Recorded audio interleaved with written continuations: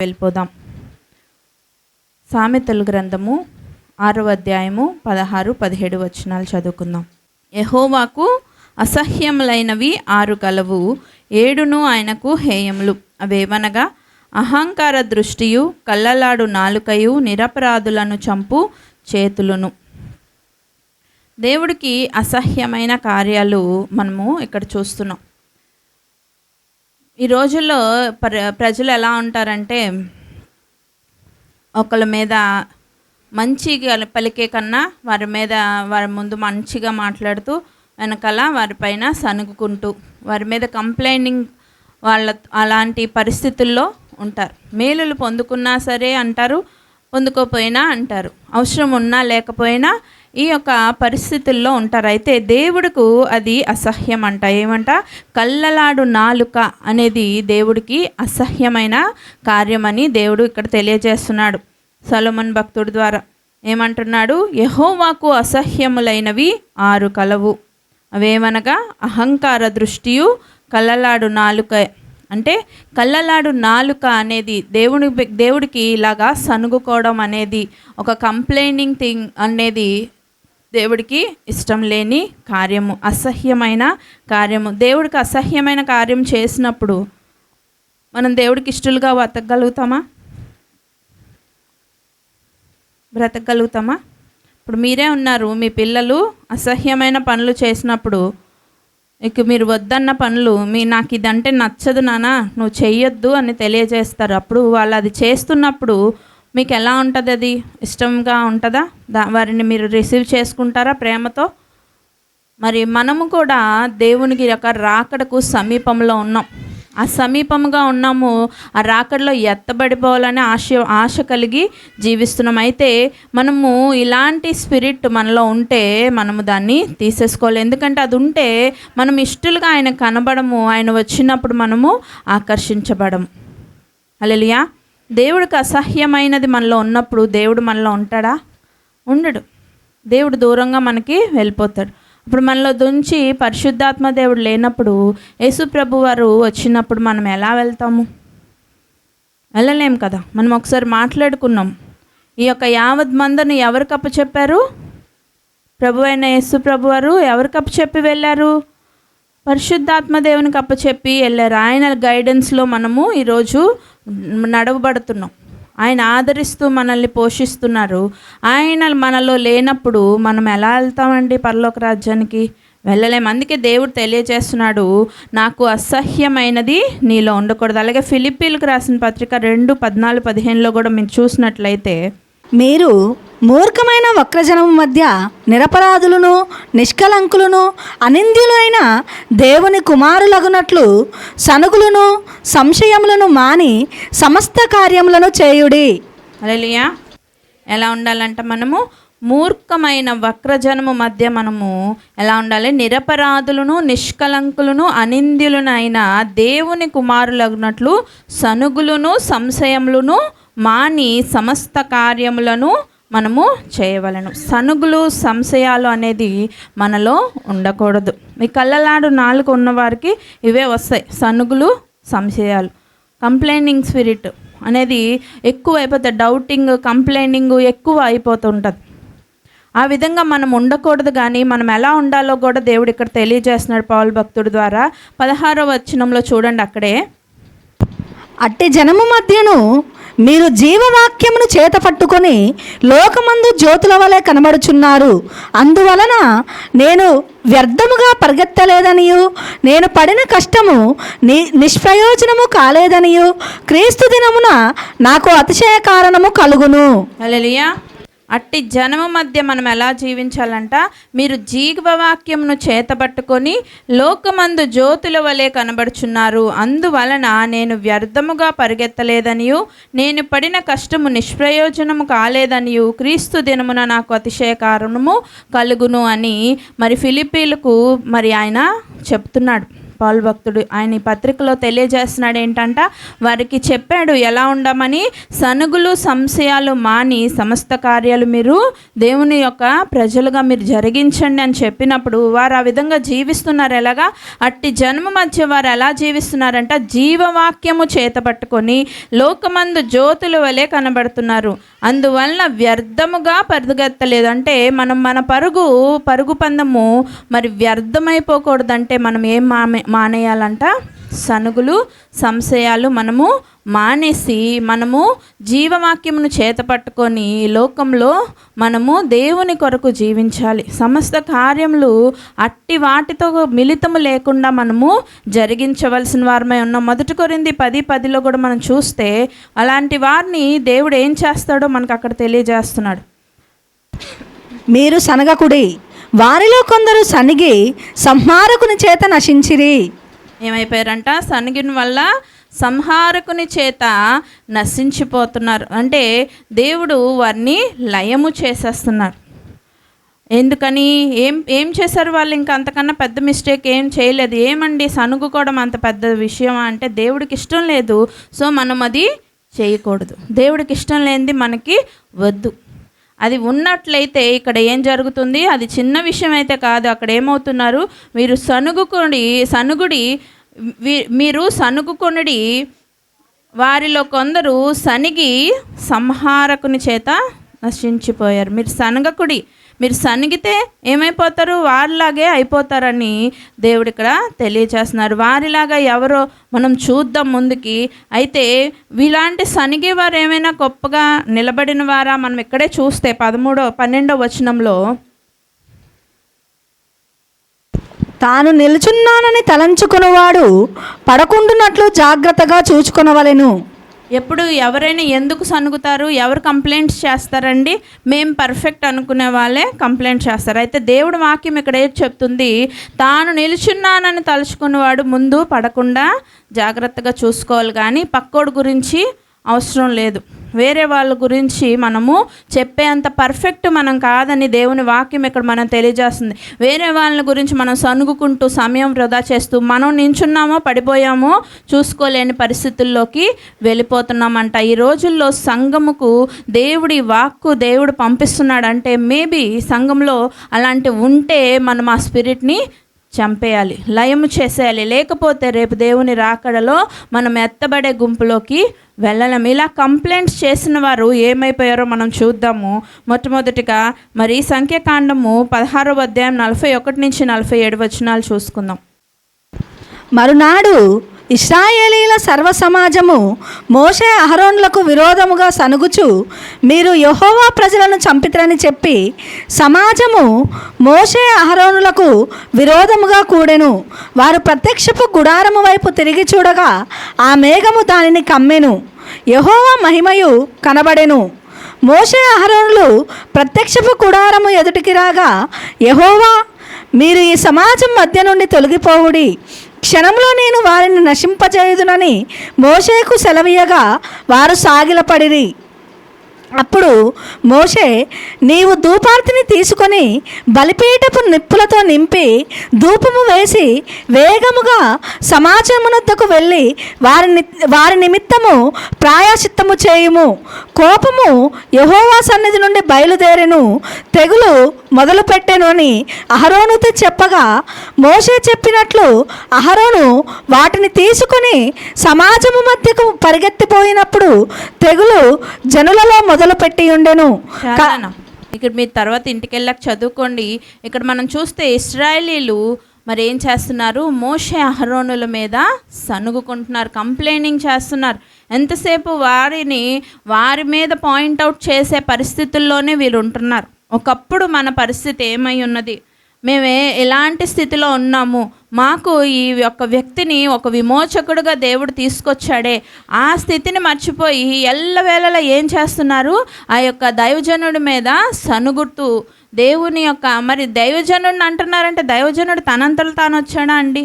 తను ఎక్కడో అరణ్యంలో గొర్రెలు కాసుకుంటున్నాడు, అన్నిటికీ దూరంగా వెళ్ళిపోయి. ఆయనను ఒక పని మీద ప్రిపరేషన్ చేసి దేవుడు ఇక్కడికి పంపించాడంటే ఆయన ఎవరి వాయిస్ విని నడుస్తున్నాడు? దేవుని యొక్క కార్యములు జరిగిస్తున్నాడు. అంటే ఇప్పుడు మీరు ఎవరిని కంప్లైంట్ చేస్తున్నట్టు? ఈ కంప్లైంట్స్ అన్నీ ఎవరిని చేస్తున్నట్టు? దేవుణ్ణి చేస్తున్నట్టే కదా. దేవుణ్ణి చేసినంతటి వారు అయిపోయారని దేవుని ఉగ్రత వారి మీదకి వచ్చేస్తుంది. మరి కంప్లైంట్స్ బట్టి మనం ఇందాక చదువుకున్నాం, సనగకుడి మీరు సనిగితే ఎలా అయిపోతారు? సంహారకుని చేతిలో నాశనం అయిపోతారు, నశించిపోతారు.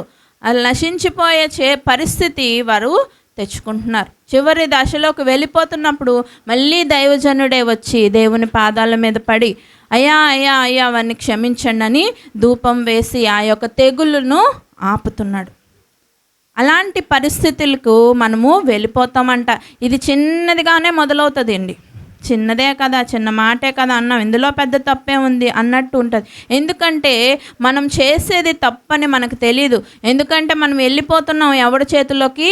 ఆ యొక్క నాశనం చేసేవాడి చేతిలోకి వెళ్ళిపోయినప్పుడు వాడు ఏం చేస్తాడు? ఈ లోక దేవత, యుగ సంబంధమైన దేవత ఏం చేస్తుంది? మనోనేత్రాలకి గుడ్డితనం కలుగజేస్తుంది. నువ్వు తప్పు చేస్తున్నావు నీకు తెలియకుండానే ఆయన ఆడు నీ కళ్ళను కప్పేస్తాడు. అందుకే ఈ కంప్లైనింగ్ అనేది వాడు చేయించినప్పుడు మనం దానికి ఎంకరేజ్ చేయకూడదు. చేసినప్పుడు ఇశ్రాయేలీల వల్లే మనము కూడా లయమైపోతాం. మరి అలాగే నిర్గమకాండం 16వ అధ్యాయం 2-3 వచనాలు కూడా చూద్దాం. ఆ అరణ్యంలో ఇశ్రాయేలీల సమాజమంతయు మోషే అహరోన్ల మీద సనిగెను. ఇశ్రాయేలీలు మేము మాంసము వండుకొని కుండల యొద్ద కూర్చుండి తృప్తిగా ఆహారము తినినప్పుడు యెహోవా చేతి వలన ఏల చావకపోతిమి. ఈ సర్వ సమాజమును ఆకలి చేత చంపుటకు ఈ అరణ్యంలోనికి మమ్మను అక్కడ నుండి తోడుకొని వచ్చిరని వారితో అనగా, నాన్న ఏమంటున్నారు? ఈ అరణ్యంలో మమ్మల్ని చంపడానిక ఇక్కడ తెచ్చేశారు. మేము అక్కడ ఉన్నప్పుడు మాంసాలు వండుకొని తిన్నాం, కీరకాయలు మరి దోసకాయలు తిన్నాం. మేము ఇక్కడికి ఎందుకు మమ్మల్ని తెచ్చి మమ్మల్ని బాధ పెడుతున్నారు అని ప్రతిరోజు ఏదో ఒక కంప్లైంట్ దైవజనుడి మీద వారు రైజ్ చేస్తూ ఉన్నారు. అలా రైజ్ చేస్తే మరి మనం కంప్లైంటింగ్ స్పిరిట్ వల్ల మనం ఏమైపోతామంట? ఒకళ్ళ మీద ఒకళ్ళము మరి గొడవలు ఆడుకొని మరి నాశనం అయిపోయిన పరిస్థితుల్లోకి వెళ్ళిపోతాం. గలతీయులు రాసిన పత్రిక 5:15 మీరు చూసినట్లయితే,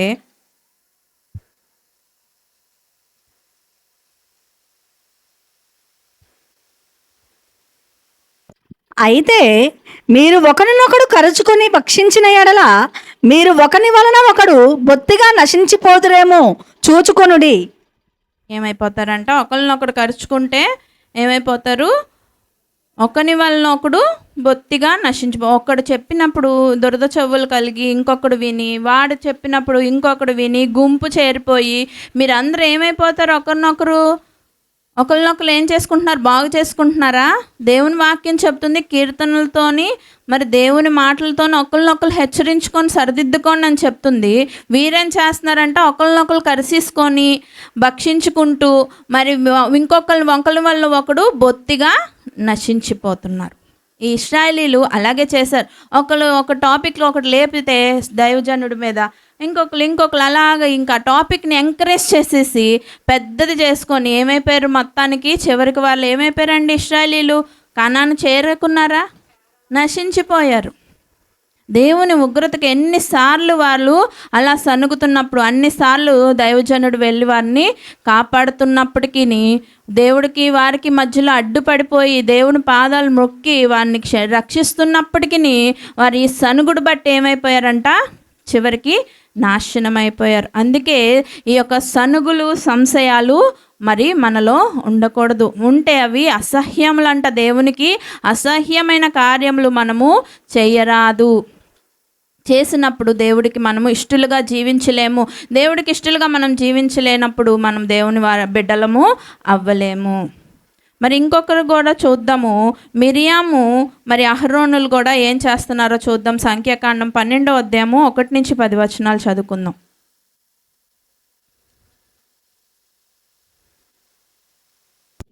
మోషే కూషు దేశపు స్త్రీని పెండ్లి చేసుకొని ఉండెను గనుక అతడు పెండ్లి చేసుకొనిన ఆ స్త్రీని బట్టి మిరియాము అహరోనులు అతని విరోధముగా మాటలాడిరి. వారు మోషే చేత మాత్రమే యెహోవా పలికించెనా? ఆయన మా చేతను పలికింపలేదా అని చెప్పుకొనగా యెహోవా ఆ మాట వినెను. మోషే భూమి మీద ఉన్న వారందరిలో మిక్కిలి సాత్వికుడు. యెహోవా మీరు ముగ్గురు ప్రత్యక్షపు గుడారమునకు రండని హఠాత్తుగా మోషే, అహరోను, మిర్యాములకు ఆజ్ఞనిచ్చెను. ఆ ముగ్గురు రాగా యెహోవా మేఘస్తంభములతో దిగి ప్రత్యక్షపు గుడారం యొక్క ద్వారం వద్ద నిలిచి అహరోను, మిర్యాములను పిలిచెను. వారిద్దరు రాగా ఆయన, నా మాటలు వినుడి, మీలో ప్రవక్త యుండిన ఎడల యెహోవానకు నేను దర్శనమిచ్చి అతడు నన్ను తెలుసుకొనినట్లు కలలో అతనితో మాట్లాడుదును. నా సేవకుడైన మోషే అట్టివాడు కాడు, అతడు నా ఇల్లంతటిలో నమ్మకమైన వాడు. నేను గూఢభావములతో కాదు, దర్శనమిచ్చి ముఖాముఖిగా అతనితో మాట్లాడుతును. అతడు యెహోవా స్వరూపమును నిదానించి చూచును. కాబట్టి నా సేవకుడైన మోషేకు విరోధముగా మాట్లాడుటకు మీరేలా భయపడలేదనెను. యెహోవా కోపము వారి మీద రగులు కొనగా ఆయన వెళ్ళిపోయెను. మేఘమును ఆ ప్రత్యక్షపు గుడారము మీద నుండి ఎత్తబడెను. అప్పుడు మిర్యాము హిమము వంటి తెల్లని కుష్టుగలదాయెను. అహరోను మిర్యాము వైపు చూచినప్పుడు ఆమె కుష్టిగలదిగా కనబడెను. అహరోను, అయ్యో నా ప్రభు 10 వచనాల వరకు.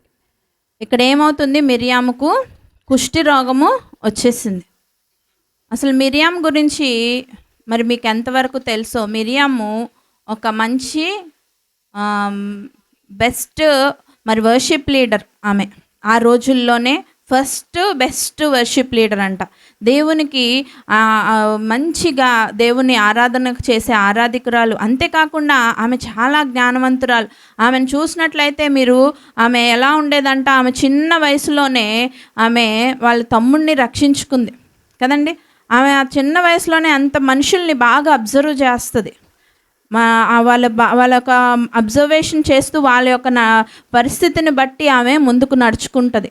ఆ రోజుల్లో వాళ్ళ తమ్ముడిని మరి మగపిల్లల్ని చంపేస్తున్న రోజుల్లో ఆమె వాళ్ళ తల్లి ఏం చేస్తుంది, మరి యాకోబెత్తు ఆమె కీళ్ళు పూసిన ఒక బాక్స్లో పెట్టేసి ఆయనను నైలు నదిలో వదిలేస్తుంది మోషేని.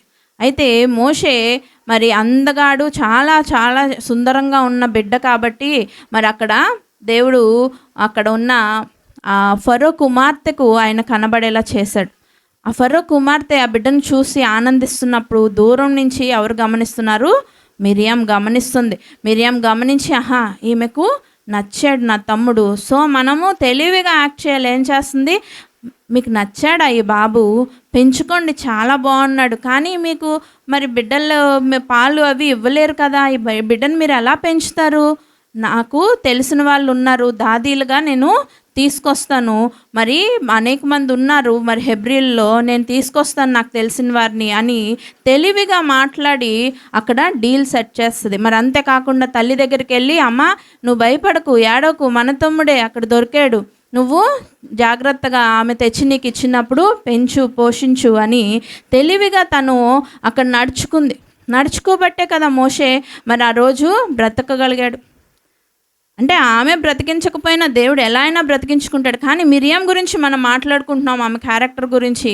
ఆమె అంత తెలివైనది, అంత జ్ఞానవంతురాలు. మరి ఇంతమందిని మోషే 6 లక్షల కాల్బలము మరి మొదలైనప్పుడు చూడండి, ఇప్పుడు నేను మైక్ తీసేస్తే నా వాయిస్ చివరి దాకా ఎందుకు, ఇక్కడ ఉన్న ఒక 10 మంది గుంపు మాట్లాడుతుంటే నా వాయిస్ ఓవర్టేక్ చేయలేదు. అలాంటిది మోషే అంతమందిని అరణ్యములలో ఎలా నడిపించాడు అనుకుంటున్నారు? మరి మోషే అక్కడ వాళ్ళు కొన్ని సిగ్నల్స్ ఉండేవంట, హార్న్స్ ఊదేవారంట. ఇదంతా హిస్టరీ, మనకి బైబిల్లో రికార్డెడ్గా లేదు, కానీ హిస్టరీలో మనం చూస్తే ఇదంతా మనకు తెలుస్తుంది. మరి హార్న్స్ ఊదేవారంట.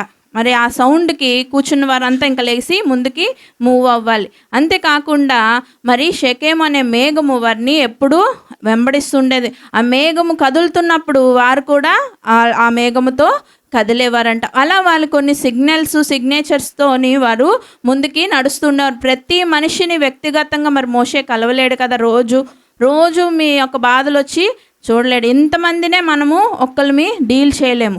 అంతమంది ప్రజల్ని ఒక్క మోషే ఎలా చేయగలుగుతాడు? ఆయనకి ఎంతో హెల్ప్ఫుల్గా మరి మిరియం ఉండేదంట. మరి మీరు చూసినట్లయితే మరి నిర్గమకాండము 15వ అధ్యాయంలో 15వ అధ్యాయం 20 వచనం చూస్తే, మరియు అహరోను సహోదరియు ప్రవక్తినగు మిర్యాము తంబురను చేత పట్టుకొనెను. స్త్రీలందరూ తంబురలతోనూ నాట్యములతోనూ ఆమె వెంబడి వెళ్ళగా మిర్యాము వారితో కలిసి ఇట్లు పల్లవి ఎత్తి పాడెను. హల్లెలూయా. ఆమె ఏం చేస్తుండేదంట, వీరందరూ ఇలాగ నడుస్తూ వెళ్తున్నారు, కానీ ఎప్పుడైతే ఈ నది ఎర్ర సముద్రం వారికి అడ్డుగా వచ్చిందో అందరూ భయపడిపోయారంట. దేవుడు పాయలు చేసినప్పటికీ ఆ మధ్యలోకి వెళ్ళడానికి చాలా భయపడిపోయారంట. ముఖ్యంగా స్త్రీలు ఎలా ఉంటారండి, చాలా వెనకడుగేస్తుంటారు. మరి నలుగురు స్త్రీలు కలిసారంటే అక్కడ సుత్తి సోదే ఎక్కువ ఉంటుంది. ఆ సోదిని ఎంకరేజ్ చేయనివ్వకుండా అక్కడ దేవుని స్పిరిట్ అనేది నడవడానికి ఆమె ఏం చేస్తుండేదంటే, ఆమె చేతిలో ఒక కంజర ఉండేది, తంబుర ఉండేది. దాన్ని తీసుకొని ఆమె వాయిస్తూ ఏం చేస్తుంది, పాట ఎత్తుకుంటుంది. అక్కడ స్త్రీలందరూ ఏం చేస్తున్నారు, తంబురలతోనూ నాట్యములతోనూ ఆమె వెంబడి వెళ్ళగా మిరియాము వారితో కలిసి ఇట్లు పల్లవి ఎత్తి పాడాను. ఆమె అలాగా వారిని మంచిగా ఇన్స్పైర్ చేస్తూ మరి మోటివేట్ చేస్తూ మరి దేవుని వైపుగా ఆయన దేవుని యొక్క గొప్ప కార్యాలన్నిటినీ ఆమె పాటల రూపంలో పాడి వాళ్ళని బలపరుస్తూ ఉండేదంట. వారిని ఆ యొక్క మంచి దేవుని స్పిరిట్లో నడిపిస్తూ ఉండేదంట.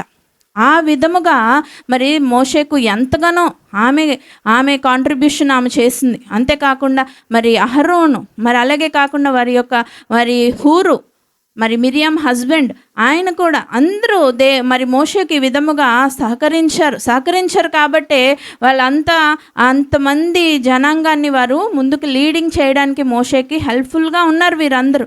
అలాంటి ఆమెను దేవుడు ఇక్కడ ఏం చేస్తున్నాడండి, కుష్టు వ్యాధి కలుగజేస్తున్నాడు. ఇప్పుడు ఇదంతా మీకు మిరియం స్టోరీ చెప్పాను, ఎందుకంటే ఆమె ఎలాంటిదో మీకు తెలియజేస్తాను. ఆమె ఒక అభిషక్తునికి సిస్టర్గా ఉంది, అంతేనా.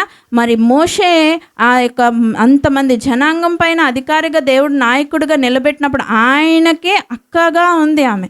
అంతేకాకుండా ఆమె ఇలా దేవుని విధంగా మరి చిన్న వయసు నుంచే దేవుని కార్యములలో ఉపయోగపడుతూ ఉంది. జ్ఞానంగా దేవుని యొక్క ఆలోచన, వివేచన కలిగిన ఆలోచనలు చేస్తూ ముందుకు నడుస్తుంది. అట్టి స్త్రీ ఇక్కడ ఏం చేస్తుంది, ఆ కూషు దేశపు స్త్రీని మోషే పెళ్లి చేసుకున్నప్పుడు ఆమె అన్నతో ఏం చేస్తుంది, మరి అక్కడ తప్పుగా తమ్ముడు గురించి మాట్లాడుతుంది. అయితే ఈ మాటలు ఎవరు విన్నారంటే దేవుడు విన్నాడు, మోషే కూడా విన్నాడు.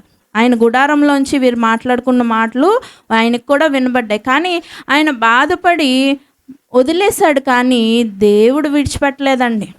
తన దైవజనుడిని అంటుంటే ఏమంటుందో చూస్తున్నారా, ఈ మోషే కూషు దేశపు స్త్రీని పెండ్లి చేసుకొని ఉండెను కనుక అతడు పెండ్లి చేసుకుని ఆ స్త్రీని బట్టి మిరియాము అహరోనులు అతనికి విరోధముగా మాట్లాడిరి. వారు మోషే చేత మాత్రమే యెహోవా పలికించెనా, ఆయన మా చేత పలికింపలేదా అని చెప్పుకొనగా యెహోవా ఆ మాట వినెను. మోషే భూమి మీద ఉన్న వారందరిలో మిక్కిలి సాత్వికుడు. దేవుడు ఆయన బిడ్డను ఎంతగానో ప్రేమిస్తారు. ఇప్పుడు ఈ కూషు దేశపు స్త్రీని వీళ్ళు ఎందుకు ఎటకారం ఆడుతున్నారంటే ఆమె బ్లాక్గా ఉంటారు. కూషు అంటే మరి ఈజిప్షియన్స్ అందరూ ఎలా ఉంటారండి, కొంచెం నల్లగా ఉంటారు. ఆ యొక్క నలుపుకి చూసి, ఈజిప్షియన్స్ కాదు, కూషు దేశపు స్త్రీ అంటే ఆఫ్రికా ఇటు సైడ్ వాళ్ళు నల్లగా ఉంటారు. అలాంటి నలుపు జాతి స్త్రీని ఆయన చేసుకున్నాడు. ఆయన చేసుకోవడానికి దానికి ఒక పెద్ద రీజన్ ఉంది, అది ఒక మళ్ళీ పెద్ద మెసేజ్ అయిపోతుంది. ఆ యొక్క రీజన్ బట్టి ఆయన చేసుకున్నాడే కానీ ఏదైనా అది దేవునికి అంగీకారంగా ఉంది కదా. ఏమైనా ఒక ఎక్స్ట్రా చేస్తే దేవుడు ఊరుకుంటున్నాడు ఆయన్ని. ఆయన ఒక్కసారి ఏదో దేవుడు చెప్పినట్టు బండతో మాట్లాడకుండా కొట్టినందుకే ఆయనకి కానాను దేశానికి ఎంటర్ ఇవ్వలేదు కదా. అంటే దేవుడు చూస్తున్నాడు కదా, నువ్వు అది వెనకాలే ఉండి ఆమె గ్రహించుకుంటుంది కదా, ఎన్నో కార్యములు తమ్ముడితో చూస్తుంది కదా, నీకెందుకు ఈ మాటలు? ఒక దైవజనుడిని నువ్వు ఇష్టానుసారంగా, ఆయనే దైవజనుడా, మేము కాదా, మేము చేయలేదా అనే ఒక పిచ్చి మాటలు, ఒక సనుగుకునే మాటలు నీలో బయలుదేరినప్పుడు ఎవరు విననా వినకపోయినా ఎవరు వింటున్నాడు? యెహోవా వింటున్నారు. వినగానే వెంటనే మీటింగు అరేంజ్ చేశారు. రండిరా మీరు ముగ్గురు ఒకసారి అక్కడికి, మరి గుడారం దగ్గరికి రండి. అక్కడ ఏం చేశారు? పనిష్మెంట్ అమలు చేసేసాడు దేవుడు. మళ్ళీ మోషేనే వెళ్ళి, దేవా అలా నేను చూడలేను, నా అక్కను క్షమించు, తెలియక చేసిందని ప్రార్థన చేస్తే నువ్వు ఆగు, ఒక వారం రోజులైనా ఉండని, నా కోపము రగులుకుంది, నాకు మనసు శాంతికి రావాలనేసి దేవుడు ఊరుకోడు. ఒక రోజులో ఆమె ఆ కుష్టు వ్యాధితో బాధపడుతుంది. ఎలాంటివి కుష్టు వ్యాధి అంట చూసారా? 10వ వచనంలో, మేఘమును ఆ ప్రత్యక్షపు గుడారం మీద నుండి ఎత్తబడెను, అప్పుడు మిరియాము హిమము వంటి తెల్లని కుష్టు గలదాయను. అహరోనును మిరియాము వైపు చూచినప్పుడు ఆమె కుష్టు గలదిగా కనబడెను. ఏమైపోయింది? హిమము వలె, అంటే మంచు కన్నా తెల్లగా పాలిపోయినట్టు అయిపోయింది. ఆ కుష్టు వ్యాధి వచ్చిన వాళ్ళని మీరు చూసే ఉంటారు, ఎలా ఉంటారు, అలా అయిపోయిందంట. అంత ఘోరమైన జబ్బు, ఆయన కోపము అలా రగిలిపోయింది. ఎలాంటి వ్యక్తి మీద? ఆమె ఆశామాషి కాదు. అందుకే దైవజనులు ఈరోజుతో దేవుడు ఈ మధ్య పద్దాకడ ఆ మాట చెప్పిస్తున్నాడు. ఏమంట? రాబోయే కాలంలో ఏర్పరచబడిన వారి సహితాన్ని ఏమి చేస్తుంది దుష్టుడు? మరి మోసపరుస్తున్నారు. రాబోయే కాలంలో అలాంటి పరిస్థితి ఉంది. మరి ఆ రోజుల్లోనే అది జరిగింది. ఆమె ఏర్పరచబడిన వ్యక్తే కదా, ఆమె అభిషేక్తురాలే కదా, దేవుని చేత అభిషేకం పొందుకున్న స్త్రీయే కదా, దేవుని యొక్క ఉజ్జీవముగా వారందరినీ దేవుని యొక్క మాటలు చెబుతూ ముందుకు అంత గుంపును నడిపిస్తున్న ఆమె అంత దేవుని ఆత్మతో నింపబడితేగా నా కార్యక్రమం చేయగలుగుతారండి. ఈజీ థింగ్ కాదు, మామూలు మనిషి వల్ల జరిగే కార్యం కాదది. దేవుని ఆత్మతో ఆవిడ నింపబడి అవంతా చేసింది. అలాంటి వ్యక్తి కూడా ఎప్పుడైతే ఆ యొక్క సనుగులకి వెళ్ళిపోతుందో దెయ్యం ఏం చేసేస్తుంది? ఈ మనోనేత్రాలకి గుడ్డితనం కలుగజేసింది. తెలియలేదు ఆమెకి ఏం చేస్తుందో. వెంటనే దేవుని యొక్క శిక్ష ఆమె మీదకి వచ్చేసింది. అలాంటి పరిస్థితుల్లోకి మనము వెళ్ళిపోకూడదు. అందుకే ఈ కంప్లైనింగ్ స్పిరిట్స్ మనలో నుంచి తీసివేసుకోవాలి. అలాగే ఇంకొకరిని చూద్దాము, లాబాను కుమారులను కూడా మనం చూద్దాం. వారేమంటున్నారు? 31వ ఆదికాండం 31వ అధ్యాయము 1వ వచనం చూద్దాం.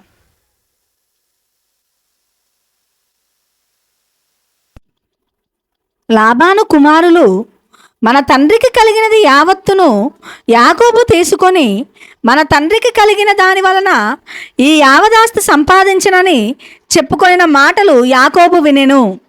ఏమంటున్నారు వీళ్ళు? మన తండ్రికి కలిగిన ఆస్తి యావత్తు యాకోబు తీసుకుంటున్నాడు. యాకోబు తీసుకుంటున్నాడా? మీరు ఈ యొక్క అధ్యాయంలన్నీ మీరు చదివినట్లయితే యాకోబు ఏం చేశాడు? యాకోబు ఎవరి చేత మోసపోయాడు? వాళ్ళ తండ్రి చేత మోసగించబడుతున్నాడు. ఆయన ఇలా చెప్తున్నాడు, అలా మార్చేస్తున్నాడు. ఆ లాబాను నీకు చిన్నమ్మాయినిచ్చి పెళ్లి చేస్తానంటాడు, 7 సంవత్సరాలు పని చేయించుకొని పెద్దమ్మాయినిచ్చి పెళ్లి చేస్తాడు. ఇదేంటి ఈమెనిచ్చి చేశారు, నేను ఆమెను కదా ప్రేమించానంటే, మళ్ళీ 7 సంవత్సరాలు చేయి పని, మళ్ళీ ఇస్తాను ఆమెను అంటాడు. అలాగా ఆయనను ఊడిగం చేయించుకొని ఆయన చేత పని చేయించి ఆ పనిలో వచ్చిన ఆస్తి అది, ఆయన బట్టి కలిగిన ఆస్తి అది, ఆయన తీసుకున్నాడు అని మోసంగా మాట్లాడుకుంటున్నారు ఈ లాబాను కుమారులు కూడా. ఇలాగ కంప్లైనింగ్ స్పిరిట్తో లీడ్ అయిన వాళ్ళు ఎవ్వరూ మంచిగా ఎండ్ అవ్వలేదు. హల్లెలూయా, హల్లెలూయా. మనము మంచి స్పిరిట్తో వెళ్తేనే మంచిగా మన లైఫ్ ఎండ్ అవుతుంది. మరి అంతే కదా అండి, ఏది విత్తితే అదే కోస్తాం కదండి. అలాంటి పరిస్థితుల్లో వీళ్ళు జీవిస్తున్నప్పుడు వీరు నాశనమే. వీరు ఎక్కడైనా కనబడ్డారా మళ్ళీ తిరిగి? ఈ వచనంలో తప్ప మళ్ళీ ఎక్కడ కనబడరు ఈ లాబాను కుమారులు.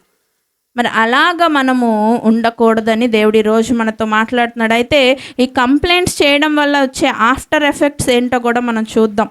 మరి సంఖ్యాకాండం 14వ వచనము 26 నుంచి 35 వచనాలు చూసుకుందాం. మరియు యెహోవా మోషే అహరోనులకు ఇలాగు సెలవిచ్చెను, నాకు విరోధముగా సనుగుచుండు ఈ చెడ్డ సమాజమును నేనెంతవరకు సహింపవలెను? ఇశ్రాయేలీయులు నాకు విరోధముగా సనుగుచున్న సనుగులను వినియున్నాను. నీవు వారితో యెహోవా వాక్కు వేదనగా నా జీవము తోడు మీరు నా చెవిలో చెప్పినట్లు నేను నిశ్చయముగా మీ ఎడల చేసేదను. మీ శవములు ఈ అరణ్యంలోనే రాలును. మీ లెక్క మొత్తము చొప్పున మీలో లెక్కింపబడిన వారందరూ, అనగా 20 ఏండ్లు మొదలుకొని పైప్రాయము కలిగి నాకు విరోధముగా సనిగిన వారందరూ రాలిపోవుదురు. యెఫున్నె కుమారుడైన కాలేబును, నూను కుమారుడైన యెహోషువయు తప్ప మిమ్మును నివసింపచేయుదునని నేను ప్రమాణము చేసిన దేశమందు మీలో ఎవరును ప్రవేశింపరు. ఇది నిశ్చయము. అయితే వారు కొల్లపోవుదురని మీరు చెప్పిన మీ పిల్లలను నేను ఈ దేశము లోపలికి రప్పించెదను. మీరు తృణీకరించిన దేశమును వారు స్వతంత్రించుకొనెదరు. అయితే మీ శవములు ఈ అరణ్యంలో రాలును. మీ శవములు ఈ అరణ్యంలో క్షయమగు వరకు మీ పిల్లలు ఈ అరణ్యంలో 40 ఏండ్లు తిరుగులాడుచు మీ వ్యభిచార శిక్షను భరించెదరు.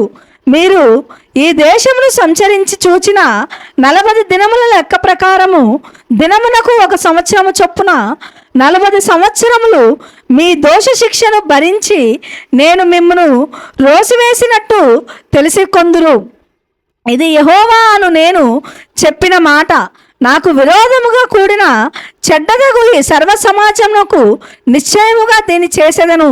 ఈ అరణ్యంలో వారు క్షీణించిపోవుదురు, ఇక్కడనే చనిపోవుదురు అనెను. చాలమ్మా, ఎంత భయంకరంగా ఉన్నాయి కదండి దేవుడి మాటలు. దేవుడు ఎలా వారిని అక్కడి నుంచి స్టార్ట్ చేశారు. వారి కన్నీరు, వారి దుఃఖము, కొన్ని సంవత్సరాలుగా వారిని ఏడుపును చూసి ఆయన ఒక దైవజనుడిని వారి కోసము పంపించి ఎన్నో గొప్ప అద్భుత కార్యాలు చేస్తూ వారిని కాపాడుతూ అరణ్యంలో మరి ఎన్ని మేలులు. పొద్దున్నే మరి మన్నా వారికి ఆహారముగా, మరి దేవదూతలు తినే ఆహారాన్ని వారికి ఆహారంగా పెట్టి, మరి అంతేకాకుండా వారి మాంసం అంటే పూరేళ్లను ఇస్తూ, మరి అంతేకాకుండా ఎప్పుడు వారిని వెంబడిస్తూ ఒక బండ, వారికి జలము, నీళ్ళు అరణ్యంలో దొరకడం ఎంత భయంకర అవసరం. దొరుకుతాయండి ఈజీగానా? వెళ్ళి కొంచెం కొద్దిగా ఏదైనా ఒక అడవిలో కాదు, మన నొలకపేట ఉంది కదా, అక్కడికి తీసుకెళ్తాను, పైకి కొండమేకి వెళ్ళి ఒక జగ్గు నీళ్ళు తండి, తేగలరా? ఎక్కడైనా సంపాదించగలరా? ఎలాంటి అంతకన్నా ఘోరమైన అరణ్యాల్లో వీరు వెళ్ళినప్పటికీ దేవుడు వారికి ఏమిస్తున్నాడు? నీళ్ళు పుష్కలంగా. ఎంతమంది ఉన్నారు అంతమందికి దాహం తీరుస్తున్నాడు, అంతమందికి ఆహారం పెడుతున్నాడు, అంతమందికి ఆయన మరి పగలు మేఘస్తంభమై రాత్రి అగ్నిస్తంభమై వారిని కాపాడుతున్నాడు. ఒక పురుగు, ఒక మరి విషవాయువు వారిని తాకకుండా వారిని రక్షిస్తున్నాడు. వారికి బట్టలు వారితో పాటు పెరిగిపోతున్నాయి, వారి చెప్పులు వాటితో పాదాలతో పాటు పెరిగిపోతున్నాయి, అరగట్లేదు. 2 రోజులు మనం ఈ చెప్పులు వేసుకొని నడిస్తే 1 నెల రోజులు ఉంచరండి చెప్పులు, కిందంతా బాటం ఎగిరిపోద్ది.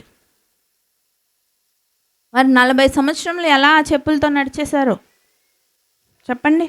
ఇది అద్భుతం కాదా? అదొక్కటి చాలదా దేవుని అద్భుత కార్యానికి? ఇన్ని చూస్తూ చూస్తూ చూస్తూ అనుభవిస్తూ అనుభవిస్తూ అనుభవిస్తూ ఏం చేస్తున్నారు? తిరిగి వారు దేవుని మీద దూషణ, రాళ్ళు వేస్తున్నారు, మాటలలోనే రాళ్లను విసిరేస్తున్నారు. వాటి బట్టి ఏమైపోయింది? దేవుడు ఏమంటున్నాడు? మరి ఆ యొక్క దేశానికే మిమ్మల్ని నేను ఇంకా పంపించును. కాలేబు మరి నూను కుమారుడైన యెహోషువ తప్ప ఇంకెవ్వరు అక్కడికి వెళ్ళరు అనేసి డిక్లేర్ చేసేసారు. మీ నెక్స్ట్ జనరేషనే ఇంకా వెళ్తుంది. వాళ్ళు కూడా ఈ యొక్క శిక్షను అనుభవించడానికి 40 రోజులు 40 సంవత్సరాలు ఇక్కడే తిప్పుతాను వీళ్ళని. వాళ్ళు ఎంత ఇబ్బందులు పడి ఆ యొక్క దేశంలోకి ఆ యొక్క ఆనందాలను అంటే వీరిని పాలు తేనెలు ప్రవహించే సమృద్ధి కలిగిన దేశాల్లోకి దేవుడు పంపించాలని మంచి బ్లెస్సింగ్స్ని ఆయన వారి కోసము పెట్టి ఉంటే వీరేం చేసుకున్నారు? దాన్ని మిస్ చేసుకున్నారు. వీటి ఎఫెక్ట్ ఏమంట? కంప్లైంట్స్ వల్ల వచ్చే effects missed opportunities, missed blessings. మరి ఆశీర్వాదాలను, అవకాశాలను మనము కోల్పోతాము. మరి రెండవదిగా చూస్తే మరి అదే సంఖ్యాకాండం 12వ అధ్యాయం 1 నుంచి 16 వచనాలు చూస్తే ఇందాకే మనం చదువుకున్నాము. మరి ఆ కూషు దేశపు స్త్రీ గురించి మాట్లాడుతున్నప్పుడు మరి అన్నదమ్ముల మధ్యలో అక్క తమ్ముళ్ళ మధ్యలో ఏం పెట్టేశాడు? దుష్టుడు వైరం పెట్టాడు. ఈ యొక్క సనుగులు బట్టి ఏం జరుగుతుంది? మనుషులని డివైడ్ చేస్తుంది. ముందు దుష్టుని యొక్క తెలివైన పన్నాగాలు ఇవే. వాడు ఏం చేస్తాడు? డివైడ్ అండ్ రూల్ పాలసీ అంటారు చూసారా?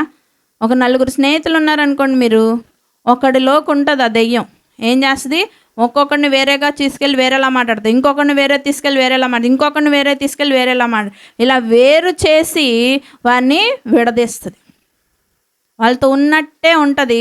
ఇదేమంటుంది? ఎందుకంటే వేరైనప్పుడు ఏమైపోతారు? బలహీనమవుతారు. ఒక్కటిగా ఉన్నప్పుడు ఏమవుతారండి? యూనిటీగా ఉంటారు కదండి. ఈ సంగమంలో కూడా మరి ఇలాంటి భేదాలనే దుష్టుడు కలిగిస్తాడు. నీ మీద నీకు, నీ మీద నీకు అలా కొండలు చెప్పించి విడదీసి మిమ్మల్ని ఏం చేస్తాడు? మిమ్మల్ని బలహీనపరిచి దుష్టుడు ఇక్కడ దూరిపోయి మన యొక్క సంఘ నిర్మాణంలో మరి ఈ యొక్క ఆ నిర్మాణం ఆగిపోవాలి కదా. ఆగిపోతేనే కదా వాడికి ఆనందం. ఆ యొక్క ఆగిపోయే కార్యక్రమాన్ని ఈ విధంగా వాడు జరిగిస్తున్నాడు. దీన్ని బట్టి ఏమంట? Second effect divide and rule. Divide చేసి విభజించి మనల్ని బలహీనపరిచి మన మీద స్ట్రైప్ వేస్తుంది అనమాట. మన మీద రాయి సురుతుంది, మనల్ని నాశనానికి తీసుకెళ్ళిపోతుంది. మూడవదిగా చూస్తే మరి 14వ అధ్యాయంలోనే సంఖ్యాకాండము 1-4 చూద్దాం. అప్పుడు ఆ సర్వ సమాజము ఎలుగెత్తి కేకలు వేసెను. ప్రజలు ఆ రాత్రి ఎలుగెత్తి ఏడ్చిరి. మరియు ఇశ్రాయేలీలందరూ మోషే అహరోనులపై సనుగుకొనిరి. ఆ సర్వ సమాజము, అయ్యో, ఐగుప్తులో మేమేలా చావలేదు, ఈ అరణ్యమందు మేమేలా చావలేదు, మేము కత్తివాత పడినట్లు యెహోవా మమ్మను ఈ దేశంలోనికి ఏల తీసుకొని వచ్చెను, మా భార్యలు మా పిల్లలు కొల్లపోవుదురు, తిరిగి ఐగుప్తుకు వెళ్ళుట మాకు మేలు కాదా అని వారితో అనిది. వారు, మనము నాయకుని ఒకరిని నియమించుకొని ఐగుప్తునకు తిరిగి వెళ్ళుదామని ఒకరితో ఒకడు చెప్పుకొనగా. మరి ఇక్కడ ఏం చేస్తున్నారు వీళ్ళు? దేవుడి మీద రిబెలియస్గా వాన్ని ఇది జరిగిస్తుంది. ఈ యొక్క సనుగుడు అనేది మొదలయ్యాక, ఈ యొక్క సంశయాలు మొదలయ్యాక, ఈ కంప్లైనింగ్ స్పిరిట్ మొదలయ్యాక ఏమవుతారు? మీరు మొదటిగా ఏమవుతారు? ఆశీర్వాదాలు, అవకాశాలు కోల్పోతారు, బలహీన పడిపోతారు. మిమ్మల్ని డివైడ్ చేసేస్తుంది అది, బలహీన పడిపోతారు. మూడవదిగా ఏం చేస్తారు? దేవుడి మీదనే మీరు విరుద్ధంగా తిరగబడిపోతారు. రెబేలియస్ అగెయిన్స్ట్ గాడ్, దేవుని మీదకే మీరు తిరుగుబాటు చేసేవారు అంతటి వారుగా మిమ్మల్ని అది స్ట్రాంగ్ చేస్తుంది. దేవుడి మీద తిరగబడ్డాక బతుకుతామా? మనం ఎంతటి వారమి? ఆకాశం ఆయన సింహాసనము, భూమి ఆయన పాదపీఠంగా ఉంది. ఆ పాదం పీఠం మీద కిందనున్న ఆయన కాళ్ళ కింద ధూళుల్లోని ఎంతో నలుసైన మనము దేవుని ఎదిరించగలమా? మాట్లాడేస్తాం. మరి మాట అంత స్పీడు, ఇంత చిన్న ఆవగింజ నువ్వు, దేవుడు అంతటి వాడు, అంతటి మహోన్నతుడిని ఏమంటావు? నువ్వు ఇష్టానుసారంగా నువ్వు దేవుడివేనా, ఉన్నావా, కొన్నావా, ఏటో నోటికొచ్చిన మాటలు వాగేస్తావు అనమాట. ఎందుకు? ఈ యొక్క శనిగే ఆత్మ నీలో వచ్చినప్పుడు నీకు తెలియదు, నువ్వు దెయ్యంతో నిన్ను ప్రేరేపించబడి పిచ్చి పిచ్చి మాటలు పలుకుతుంటావు, దేవుడినే దూషిస్తావు. ఇంకా నీకు ఎక్కడ నామరూపాలు లేని పరిస్థితి నీకు వచ్చేస్తుంది. దేవుడు చూశారు కదా, మనం చూసాం కదా, మన కళ్ళ ముందే వాళ్ళని ఎలా చేశాడు. ఇశ్రాయేలుని భూమి మీదకి ఆయన వచ్చిందే ఇశ్రాయేలీల కోసము. అలాంటి వారిని ఆయన ఏం చేశాడు? అక్కడ వద్దు, మీరు ఇంకా ఆశీర్వాదాలు మీకు లేవు, అక్కడే అరణ్యంలోనే మీరు అందరూ రాలిపోదురుగా కానేశాడు. ఎంత భయంకరమైన పరిస్థితి. ఒక్క కాలేబుని, ఒక యెహోషువ కోసం ఆ దేవుడు వాళ్ళందరినీ బయటకు లాక్కొచ్చింది. వాళ్ళిద్దరినే తెచ్చుకున్నాం కదా, అందరినీ రక్షించాలని ఆయన తెచ్చాడు, అందరికీ ఆ సమృద్ధిని ఇవ్వాలని ఆయన తీసుకొచ్చాడు. కానీ ఎవరు అనుభవించారు? ఆ ఇద్దరే విధేయత చూపించారు. ఇంకెవ్వరూ అక్కడ విధేయతగా కనబడలేదు. మధ్యలోనే మీరు రాలిపోయారు. అలాంటి పరిస్థితి మనకొద్దు. మన కోసము మన దేవుడు నూతన యెరూషలేముని అనాది కాలం నుంచే కడుతున్నాడు కదండి. అబ్రహాం ఎప్పుడు కాలమాడు? అప్పుడే చూశాడు కదా. ఏం చూశాడు ఆయన? పునాదులు కలిగిన పట్టణాన్ని చూశాడు. ఆ సుందరమైన పట్టణాన్ని ఆయన మన కొరకు నిర్మిస్తున్నాడు. అందంగా తన భార్యని మనల్ని తీసుకెళ్ళి అక్కడ పెట్టాలని, ఆ ఆనందాలని మనకి ఇవ్వాలని, మన కొరకు ఎంతో గొప్ప ఆలోచన ప్రణాళిక కలిగి ఉంటాడండి మన దేవుడు. కానీ మనమే అక్కడ దాకా వచ్చింది అలాగా తోసేసుకుంటాం. నోటి దాకా వచ్చిన కూడు కుక్కల పాలు అంటారు కదా, అలాగా తోసేసి ఆ ఆనందాన్ని ఇక్కడ దాకా వస్తుంది, ఇక్కడ దాకా శ్రమ పడతాం, ఇక్కడికి వచ్చినప్పుడు దాన్ని పోగొట్టుకుంటాం. అలాంటి పరిస్థితుల్లోకి జ్ఞానం కలిగిన దేవుని బిడ్డలైతే వెళ్ళరు. హల్లెలూయా, హల్లెలూయా. దేవుని ఆత్మను మనము అధికంగా పొందుకోవాలి. ఈ లాస్ట్ డేస్లో ఏ పరిస్థితి, ఏ సమయం, ఎలా అయిపోతామో, ఎక్కడ పడిపోతామో తెలియదు ప్రియులారా. ఈ యొక్క కంప్లైనింగ్ స్పిరిట్ అనేది దేవుడి వల్ల వచ్చింది కాదు. ఇది ఎవరి వల్ల వచ్చిందో మనం చూద్దాం. జకర్యా 3వ అధ్యాయం 1-4 వచనాలు చూద్దాం.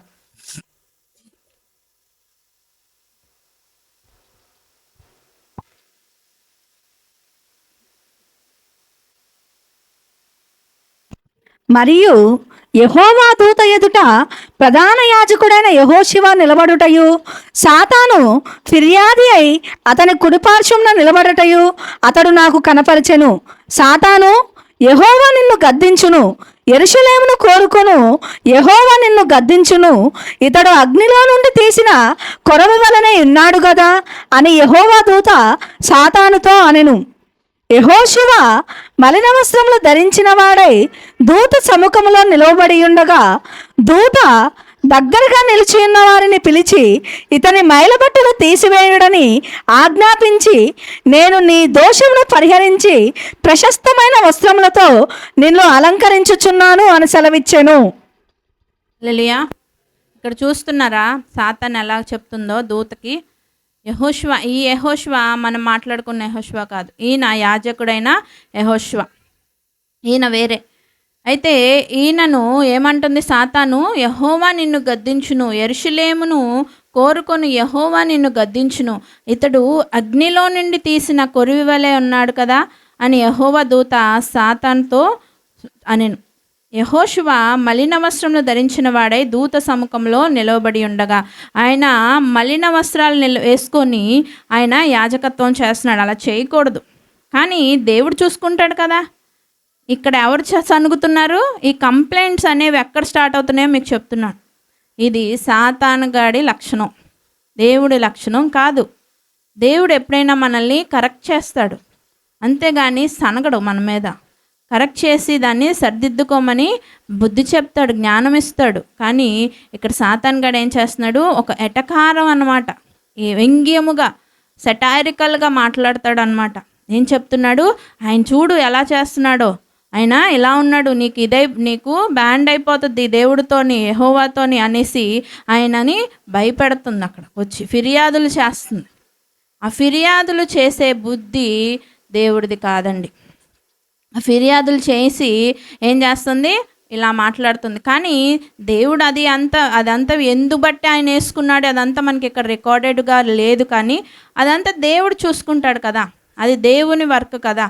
అని అన్నిట్లో నేను దూరకూడదు. హల్లెలూయా.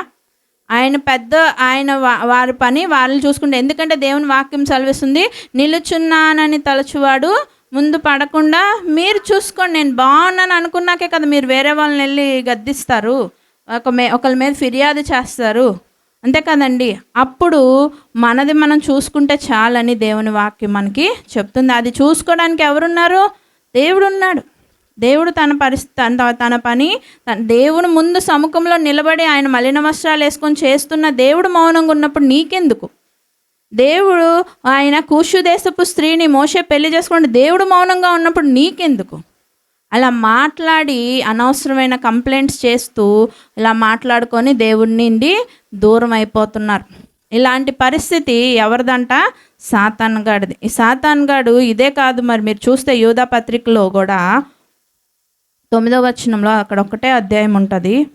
అయితే ప్రధాన దూత అయిన మిఖాయేలు అపవాదితో వాదించుచు మోషే యొక్క శరీరమును గూర్చి తర్కించినప్పుడు దూషించి తీర్పు తీర్చ తెగింపక ప్రభువు నిన్ను గద్దించునుగాక అనెను. ఏమంట? మోషే యొక్క శరీరం గురించి దీనికి ఎందుకండి? ఆయన చూసుకుంటారు కదా, అన్నిటికీ దూరుతుంది అన్నమాట. అనవసరమైన విషయాల్లో బాగా దూరి ఎక్స్ట్రాలు చేస్తూ ఉంటుంది. ఇది సాతాను యొక్క బుద్ధి. సో మనం ఇలాంటి బుద్ధి కలిగి ఉండకూడదని దేవుడు మనకి తెలియజేస్తున్నాడు. మరి ఇంతేకాదు, ఇశ్రాయేలీలు కూడా 15 సార్లు ఈ యొక్క సనుగుడు, ఈ యొక్క కంప్లైంట్లు చేస్తూ వచ్చారంట. దేవుడు ఒక్కసారిగా అంత మరి క్షమించడు, శిక్షించడు. కానీ దేవుడు ఎన్నిసార్లు చేసినప్పుడు కొన్నిసార్లు దేవుడే క్షమించాడు, కొన్నిసార్లు మోషే పాపం వెళ్ళి దేవుడికి వారికి మధ్యలో మరి ఎంతగానో ఆయనను బతిమలాడుకున్నాడు. కానీ మరి ఇప్పుడు సనుగొద్దు అంటున్నారు, మరి మనం ఏం చేయాలని అడుగుతారేమో. మనం ఏం చేయాలంట, అప్రిషియేట్ చేసి థ్యాంక్ యూ చెప్పాలంట, థ్యాంక్స్ గివింగ్ చేయాలంట. అంటే కృతజ్ఞతాస్తుతులు చేయాలి. మరి అవతల వారిని మరి పొగడడం అంటే అప్రిషియేట్ అంటే అభినందించు అన్ని వెరీ గుడ్ అని. మనం చూద్దాము పౌలు భక్తుడు ఏం చేస్తున్నాడో. ఫిలిప్పీలు రాసిన పత్రిక 1వ అధ్యాయం 7-9 వచనాలు. నా బంధకముల యందును నేను సువార్త పక్షమున వాదించుట యందును దాన్ని స్థిరపరచుట యందును మీరందరూ ఈ కృపలో నాతో కూడా పాలువారై ఉన్నారు గనుక నేను మిమ్మును నా హృదయంలో ఉంచుకొని ఉన్నాను. ఇందుచేత మిమ్మునందరి గూర్చి ఇలాగు భావించుట నాకు ధర్మమే. క్రీస్తు యేసు యొక్క దయారసమును బట్టి మీ అందరి మీద నేనెంత అపేక్ష కలిగి ఉన్నానో దేవుడే నాకు సాక్షి. మీరు శ్రేష్టమైన కార్యములను వివేచింపగలవారగుటకు మీ ప్రేమ తెలివితోనూ సకల విధములైన అనుభవ జ్ఞానముతో కూడినదై అంతకంతకు అభివృద్ధి పొందవలననియు ఇందువలన దేవునికి మహిమయు స్తోత్రమును కలుగునట్లు మీరు యేసుక్రీస్తు వలనైన నీతి ఫలముతో నిండుకొనిన వారై క్రీస్తు దినమునకు నిష్కపటులను నిర్దోషులను కావాలననియు ప్రార్థించుచున్నాను. హల్లెలూయా. ఏం చేస్తున్నాడు ఆయన జత పని వారిని అభినందిస్తున్నాడు. మీరు ఇంత పని చేశారు. ఆయన తక్కువ పని చేశాడా? నా దగ్గర మీరంతరా అని ఆయన ఎప్పుడూ వాళ్ళ మీద సనుక్కోలేదు. కానీ ఒక దైవజనుడు అయి ఉండి వేరే తోటి దైవజనులను ఏం చేస్తున్నాడు, రెస్పెక్ట్ చేస్తున్నాడు, అభినందిస్తున్నాడు. మరి దేవునికి వీరిని బట్టి కృతజ్ఞతాస్తుతులు చెల్లిస్తున్నాడు. మనము వీలైతే అది చేయాలి. ఒకరిని మెచ్చుకో. మనం ఏ మనిషి పుట్టుకతోనే మంచిగా మరి యేసు ప్రభులాగా పుట్టరు. వాళ్ళు మారుతూ యేసు ప్రభుగా మారుతారు. ఆ మార్పు జరిగే టైంలో ఎన్నో మిస్టేక్స్ చేస్తారు. నువ్వు అవన్నీ పట్టుకొని వాళ్ళని ఒక పాపులుగా, వాళ్ళు వేస్ట్, నేను పర్ఫెక్ట్ అన్నట్టు మనము ఈ లోకంలో జీవించకూడదని మనకి ఇక్కడ పౌలు భక్తుడు ఒక మంచి ఉదాహరణగా ఉన్నాడు. చూడండి, అక్కడ జత పని వాళ్ళు అందరూ పర్ఫెక్ట్ అండి. దేమా ఉన్నాడు, అలెగ్జాండర్ ఉన్నాడు. వీరందరూ ఏం చేశారు, మరి అతన్ని ఎంతో దేవునికి ఇబ్బంది పెట్టారు ఆయన అయినప్పటికీ దైవజనుడు ఏం చెప్తున్నాడు, మీ అందరిని బట్టి నేను సంతోషంగా నా బంధకముల యందును నేను సువార్త పక్షమున వాదించుట యందును దానిని స్థిరపరచుట యందును మీరందరూ ఈ కృపలో నాతో కూడా పాలువారై ఉన్నారు కనుక నేను మిమ్మును నా హృదయంలో ఉంచుకొని ఉన్నాను. మీ అందరిని బట్టి నేను సంతోషిస్తున్నాను. మీ అందరినీ నేను ఎంతగానో మీ బట్టి నేను ప్రౌడ్ ఫీల్ అవుతున్నాను. మీరు చాలా మంచి పని చేస్తున్నారని వాళ్ళని ఉత్తేజపరుస్తున్నాడు, ధైర్యపరుస్తున్నాడు, అభినందిస్తున్నాడు, వారిని ఘనపరుస్తున్నాడు. ఆ విధముగా మనం ఉండాలి. దేవునికి కృతజ్ఞతాస్తుతులు చెల్లిస్తున్నాడు వారిని బట్టి. ఆ విధముగా మనం ఉండాలి. కానీ ఒకరిని లాగేసేలాగా మనము ఉండకూడదు. మనం పడగొట్టేలాగా మన మాటలు బట్టి వారు పడిపోతారు. ఈ మాటలు మాట్లాడిన మనము ఏమి వెళ్ళిపోమంట. చూసారా ఏమవుతాము? నిల్చున్నానని తలుచుకున్న వాడు ఏమైపోతున్నాడు, ఎప్పుడో పడిపోయి ఉంటాడు. ఆడు పడిపోయే వేరే వాడి గురించి మాట్లాడుతుంటాడు. అంటే నీ పతనం ముందే జరిగిపోతుంది. అందుకే నువ్వు అంత స్థితికి నువ్వు వెళ్ళొద్దు. నీకు ఇచ్చిన దేవుడిచ్చిన ఉన్నతమైన స్థితిని, మంచి అవకాశాన్ని ఉపయోగించుకొని ఉన్నతంగా మెట్లు ఎదుగుతూ దేవుడికి దగ్గరికి చేరిపోవాలి. అంతేగాని ఒకళ్ళ గురించి వేరే వాళ్ళ గురించి మనము కంప్లైంట్స్ చేసే పరిస్థితిలోకి వెళ్ళకూడదు. ఇంకా సమయం లేదు, నువ్వు కంప్లైంట్స్ చేస్తావేమో ఇన్ని రోజులు, ఇక మీదట అయితే అలాంటి స్పిరిట్ ఉంటే సంఘ నిర్మాణం అనేది కట్టబడదు. సంఘ నిర్మాణం కట్టబడకపోతే ఎవరు వెళ్తారండి దేవుడి దగ్గరికి? దేవుడు ఎవరి కోసం వస్తున్నాడు మధ్యాకాశానికి? నీ గురించా? ఎవరి గురించి వస్తున్నాడు? సంఘం గురించే కదా. మరి సంఘంలో మనం అందరం ఉన్నామా? మరి సంఘంలో కట్టబడాలంటే ఈ యొక్క కంప్లైంట్స్ బట్టి మనము కట్టబడమంట. ఈ యొక్క ఆత్మ ఉన్నట్లయితే మనం మనలోంచి తీసివేసుకోవాలి. అలాగే కొలస్సీలు రాసిన పత్రికలో కూడా చూద్దాం, 4వ అధ్యాయము 7-8 వచనాలు. ప్రియ సహోదరుడును, ప్రభువునందు నమ్మకమైన పరిచారకుడును, నా తోడి సేవకుడైన తూకీకు నన్ను గూర్చిన సంగతులన్నీ మీకు తెలియజేయును. మీరు మా స్థితి తెలుసుకొనున్నట్లును, మీ హృదయములను అతడు ఆదరించినట్లును, అతనితో కూడా నమ్మకమైన ప్రియ సహోదరుడైన ఒనేసిమును మీ యొద్దకు పంపుచున్నాను. ఇతడు మీ యొద్ద నుండి వచ్చినవాడే. వీరిక్కడి సంగతులన్నీ మీకు తెలియజేతురు. హల్లెలూయా. నేను చెప్తున్నాడు, ఒనేసిము గురించి మంచి మాటలు చెప్తున్నాడు. ఒనేసిము ఎలాంటి వాడో మనం ఒకసారి విన్నాం, అందరికీ తెలుసు కదండి. అతను ఏం చేశాడు, మంచిగా ఆయన ఫిలెమోను పెంచుతుంటే ఆయన ఏం చేశాడు, ఇంట్లో దొంగతనం చేశాడు, దేవుడికి విరుద్ధమైన కార్యాలు చేసి మోసం చేసి వెళ్ళిపోయి జైల్లో ఉన్న వ్యక్తి మరి పౌలు చేత పట్టబడి మరి ఆయన దేవుడిలో నడిపించినప్పుడు నమ్ముకొని దేవునికి దగ్గరయ్యి దేవుని శిష్యుడిగా మారుతాడు. మారినప్పుడు ఒనేసిము గురించి మాట్లాడుతున్నాడు దేవుడు. ఇక్కడ పౌలు భక్తుడు ఏం చెప్తున్నాడు, మీరు మా స్థితి తెలుసుకున్నట్లు మీ హృదయములను అతడు ఆదరించినట్లు అతనితో కూడా నమ్మకమైన ప్రియ సహోదరుడైన ఒనేసిమును మీ యొద్దకు పంపుచున్నాను. ఇతడు మీ యొద్దకు వచ్చినవాడే. వీరిక్కడి సంగతులను మీకు తెలియజేతురు. మరి ఒనేసిము గురించి మంచి మాటలు చెప్పి వారి దగ్గరికి పంపిస్తున్నాడు. ఆయన పంపించాక వాడు కొంచెం దొంగోడు, జాగ్రత్త అలా చెప్పట్లేదు. అలా చెప్తున్నాడా? పత్రికలే కదా, లోపలే కదా రాస్తున్నాడు, రాయొచ్చు కదా, రాయట్లా.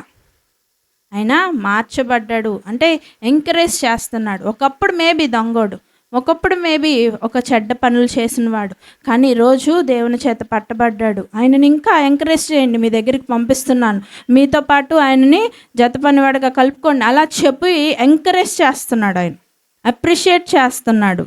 మరి గొప్పగా మాట్లాడుతున్నాడు. ఆయన గొప్పగా మాట్లాడినంత గొప్పలు కాకపోవచ్చు వాళ్ళు, కానీ వారిని ఏం చేస్తున్నాడు, గొప్పగా చేసి వారిని ముందుకి ప్రోత్సహిస్తున్నాడు. అది దేవుని లక్షణం. దేవుని లక్షణం ఎందుకంటే మత్తయి సువార్త చూద్దాము, 19వ అధ్యాయము 14వ వచనంలో. ఆయన శిష్యులు తీసుకొని వచ్చిన వారిని గద్దింపగా యేసు, చిన్నపిల్లలను ఆటంకపరచక వారిని నా యొద్దకు రానీయుడి, పరలోక రాజ్యము ఇలాంటిది వారిదని వారితో చెప్పెను. హల్లెలూయా. ఏం చెప్తున్నాడు దేవుడు, చిన్న బిడ్డల్ని ఆటంకపరచొద్దు అంటున్నాడు. చిన్న బిడ్డల ఆటంకమా కాదా దేవుడికి తెలీదా? కానీ దేవుని గుణం ఎలా ఉంటుందో చూడండి.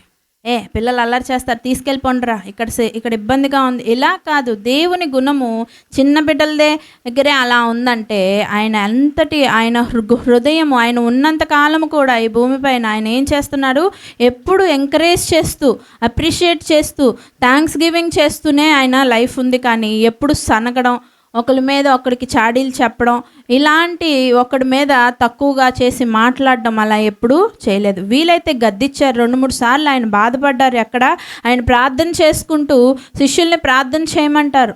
ఆ సిలువకి వేయడానికి దగ్గరకు వచ్చినప్పుడు మీరు ప్రార్థన చేయండి అయ్యా అని వాళ్ళని అక్కడ పెట్టి ఇంకా ముందుకెళ్ళినప్పుడు ఆయన వెనక్కి తిరిగి వచ్చినప్పుడు వారు ఏం చేస్తారు, నిద్రపోతూ ఉంటారు. ఆ నిద్రపోయినప్పుడు చూసి బాధపడి అరుస్తారే తప్ప, మరి ఆ యొక్క దేవాలయంలో మరి వ్యాపారాలు చేసినప్పుడు అరుస్తారు తప్ప ఇంకా ఆయన ఎక్కడైనా కోపగించుకున్న పరిస్థితులు ఎక్కడా ఉండవు. ఒకళ్ళని ఎంకరేజ్ చేసినట్టే ఆయన మాటలు ఉంటాయి. అంత చిన్న బిడ్డల్ని ఎంకరేజ్ చేస్తున్నారంటే ఆయన పరిస్థితి అలా ఉంటుంది.